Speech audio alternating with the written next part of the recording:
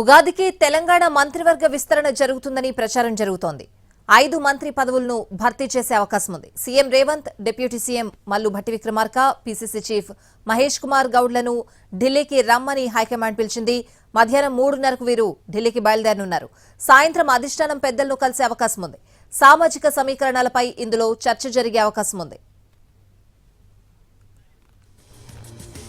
ఉగాదికి తెలంగాణ మంత్రివర్గ విస్తరణ జరుగుతుందని జోరుగా ప్రచారం జరుగుతోంది. ఇదే అంశానికి సంబంధించిన పూర్తి అప్డేట్స్ అడిగి తెలుసుకుందాం. మా ప్రతినిధి చారి ఫోన్ లైన్ లో ఉన్నారు. చారి, కేబినెట్ విస్తరణకి ముహూర్తం సిద్ధమైనట్టు తెలుస్తోంది. ఈ రోజు డిప్యూటీ సీఎం రేవంత్ రెడ్డి, అలాగే deputy CM Bhatti Vikramarka, PCC chief Mahesh Goud ఢిల్లీకి వెళ్తున్నారు. 3:30 హైదరాబాద్ నుంచి బయలుదేరుతారు.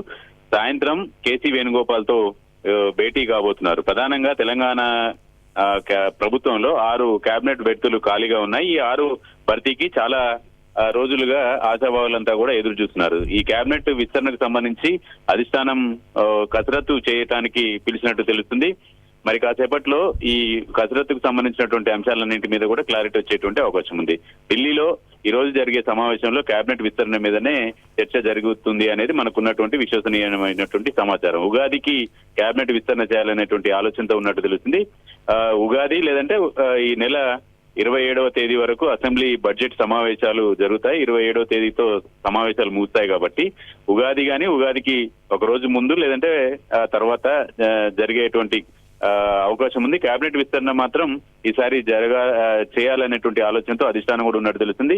జిల్లాల వారీగా కూడా పొలిటికల్ ఈక్వేషన్స్ కావచ్చు, రాబోయే స్థానిక సంస్థల ఎన్నికలు కావచ్చు, ఇలాంటి అన్నిటిని కూడా ఫేస్ చేయడానికి జిల్లాల వారీగా మంత్రులు ఉండాల్సినటువంటి అవసరం ఉంది. అటు ఆదిలాబాద్ లో, ఇటు నిజామాబాద్ లో, రంగారెడ్డి ఇలాంటి జిల్లాల్లో ఇప్పటి వరకు కేబినెట్ లో ప్రాతినిధ్యం లేదు కాబట్టి కేబినెట్ విస్తరణ చేయాలనేటువంటి ఆలోచనతో అధిష్టానం ఉన్నట్టు తెలుస్తుంది. దానికి సంబంధించినటువంటి కసరత్తు మొదలు పెడుతుంది.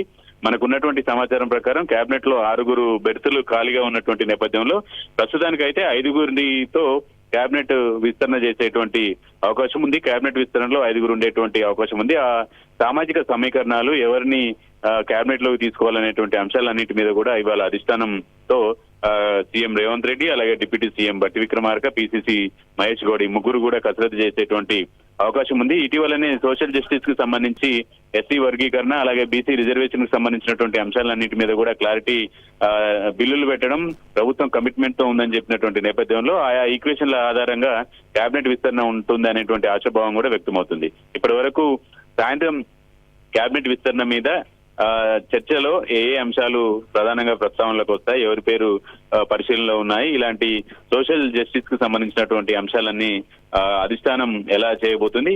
గతంలో హామీ ఇచ్చినట్టుగా అధిష్టానం హామీ ఇచ్చినటువంటి వాళ్లకు కేబినెట్ లో నిజంగానే చోటు ఉంటుందా అనేటువంటి అంశాలన్నిటి కూడా ప్రధానంగా చర్చ ఉండేటువంటి అవకాశం ఉంది.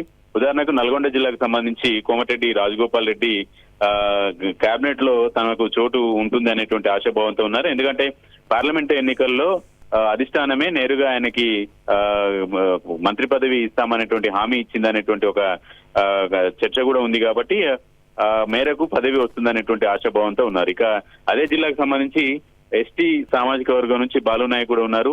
ఆ సామాజిక సమీకరణాలకు సంబంధించినటువంటి చర్చ అధిష్టానం ఎలా చూస్తుంది అనేది కూడా చూడాలి. మొత్తానికి 5 కేబినెట్ బెర్తులను మాత్రం పూర్తి చేసేటువంటి అవకాశం ఉంది. ఒక మంత్రి పదవి ఖాళీగా ఉంచేటువంటి ఆలోచన ఏదో చేస్తున్నట్టు కనపడుతుంది.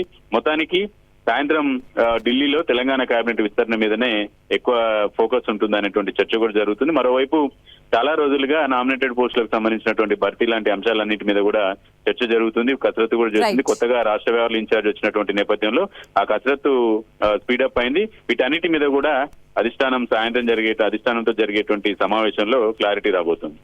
Right Chari, thanks for the updates.